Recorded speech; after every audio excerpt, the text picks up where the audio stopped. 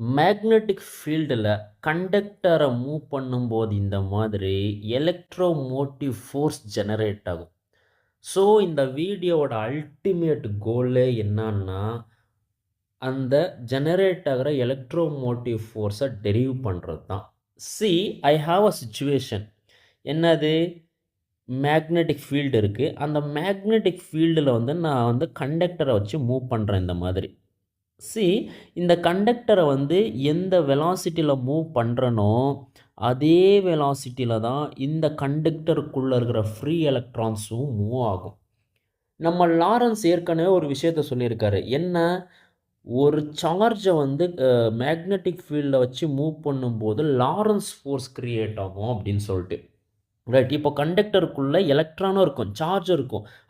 இந்த conductor move ஆகுதுன்னா அந்த சார்ஜும் மூவ் ஆகுதுன்னு தானே அர்த்தம். அப்போ கண்டிப்பாக லாரன்ஸ் ஃபோர்ஸ் கிரியேட் ஆகும். Yes or no?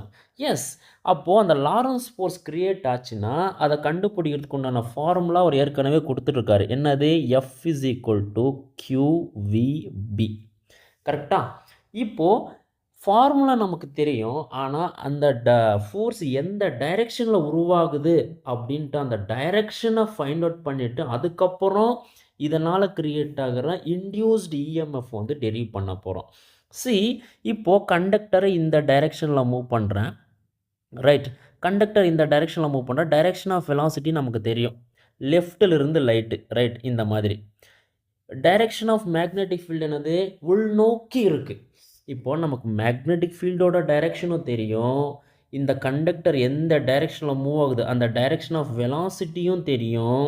இப்போ ஃப்ளம்மிங் லெஃப்ட் ஹேண்ட் ரூலை யூஸ் பண்ணால் நமக்கு டைரெக்ஷன் ஆஃப் ஃபோர்ஸ் ஈஸியாக கிடச்சிருமா? சி டைரெக்ஷன் ஆஃப் வெலாசிட்டி இந்த டைரெக்ஷனில் இருக்குது. டைரெக்ஷன் ஆஃப் மேக்னெட்டிக் ஃபீல்டு உள்நோக்கி இருக்குது. அப்போ டைரெக்ஷன் ஆஃப் ஃபோர்ஸ் அதாவது லாரன்ஸ் ஃபோர்ஸ் எப்படி இருக்கும்? அப்போது டைரெக்ஷன்லாம் இருக்கும் இந்த மாதிரி. சி opposite direction, Lorentz force opposite டைரெக்ஷனில் இருக்கும். ஏன்னா சார்ஜஸ் வந்து அப்படியே மேல் நோக்கி மூவ் ஆகும். அந்த பாசிட்டிவ் சார்ஜ் மேல் நோக்கி மூவ் ஆகும். பாசிட்டிவ் சார்ஜ் மேல் நோக்கி மூவ் ஆனால் நெகட்டிவ் சார்ஜ் என்ன ஆகும்? அது கீழ் நோக்கி வரும். சி ஓகே, நம்ம கண்டக்டரை மூவ் பண்ணால் இந்த மாதிரி கண்டக்டரை மூவ் பண்ணால் பாசிட்டிவ் சார்ஜ் மேல் நோக்கி போகும், நெகட்டிவ் சார்ஜ் கீழ் நோக்கி வரும்.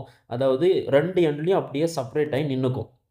சி இப்போது பாசிட்டிவ் சார்ஜ் எல்லாம் அப்பர் எண்டில் வந்து அக்குமுலேட் ஆகிருக்கு, நெகட்டிவ் சார்ஜ் எல்லாம் லோவர் எண்டில் அக்குமுலேட் ஆகிருக்கு. இப்போ இது ரெண்டுக்கு நடுவில் பொட்டென்ஷியல் டிஃப்ரென்ஸ் உருவாயிருச்சு. இப்போது பொட்டென்ஷியல் டிஃப்ரென்ஸ் உருவாயிருச்சு, அதாவது எலக்ட்ரோமோட்டிவ் ஃபோர்ஸ் உருவாயிருச்சு. ரைட்டா? அதை எப்படி நம்ம கால்குலேட் பண்ணணும்? அதுதான் ஒரு கேள்வி. சி அப்பர் எண்டில் வந்து பாசிட்டிவ் சார்ஜ், லோவர் எண்டில் நெகட்டிவ் சார்ஜ் இருக்குது. நமக்கு டைரெக்ஷன் ஆஃப் எலக்ட்ரிக் ஃபீல்டு என்னான்னு தெரியும். பாசிட்டிவ் சார்ஜ்லேருந்து நெகட்டிவ் சார்ஜ். எலக்ட்ரிக் ஃபீல்டு அப்படிங்கிறது ஒன்றுமே கிடையாது, ஃபோர்ஸ் பர் யூனிட் சார்ஜ்னு எழுதலாம். Force is equal to E into q. Right. Upper அப்பர் எண்டில் வந்து பாசிட்டிவ் சார்ஜ், லோவர் எண்டில் வந்து நெகட்டிவ் சார்ஜ். அப்போது சார்ஜ் இருந்தால் அங்கே கண்டிப்பாக எலக்ட்ரிக் ஃபீல்டு இருக்க தானே செய்யும். எலக்ட்ரிக் ஃபீல்டு அப்படிங்கிறது ஒன்றுமே கிடையாது, அது electric force per unit charge, அவ்வளோதான்.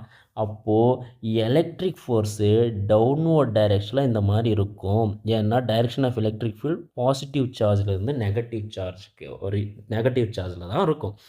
ரைட்டா? இப்போது மேல் நோக்கி என்னது? லாரன்ஸ் ஃபோர்ஸ் இருக்குது. கீழ் நோக்கி என்ன இருக்குது? ரைட், எலக்ட்ரிக் ஃபோர்ஸ் இருக்குது.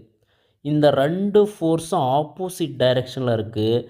எப்போ இது வந்து ஈக்குவல் லெவலில் வருதோ அந்த சுச்சுவேஷனில் என்ன ஆகும்? அந்த சார்ஜ் அக்குமுலேஷன் ஸ்டாப் ஆகிடும்.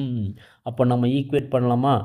எப்போ எலக்ட்ரிக் ஃபோர்ஸ் டவுன்வோர்டில் இருக்கிற எலக்ட்ரிக் ஃபோர்ஸும் அப்வோர்டில் இருக்கிற லாரன்ஸ் ஃபோர்ஸும் ஈக்குவல் லெவலில் வருதோ அப்போது சார்ஜ் அக்குமுலேஷன் நின்று போயிடும்.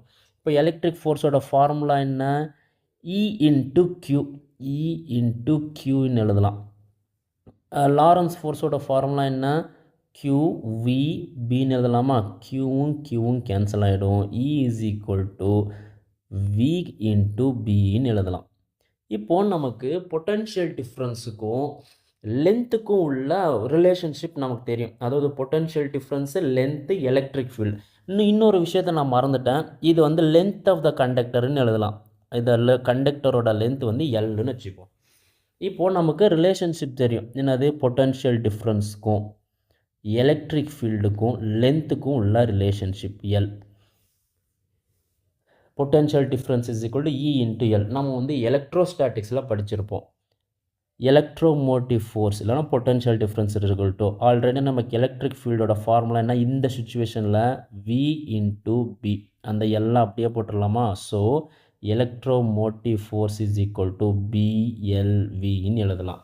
அப்போது நம்ம கண்டக்டரை வந்து ஒரு மேக்னெட்டிக் ஃபீல்டை வச்சு இப்படி மூவ் பண்ணும்போது எலக்ட்ரோமோட்டிவ் ஃபோர்ஸ் க்ரியேட் ஆகும். அந்த எலக்ட்ரோமோட்டிவ் ஃபோர்ஸை கண்டுபிடிக்கிறதுக்கு 3 விஷயம் தெரிஞ்சால் போதும்.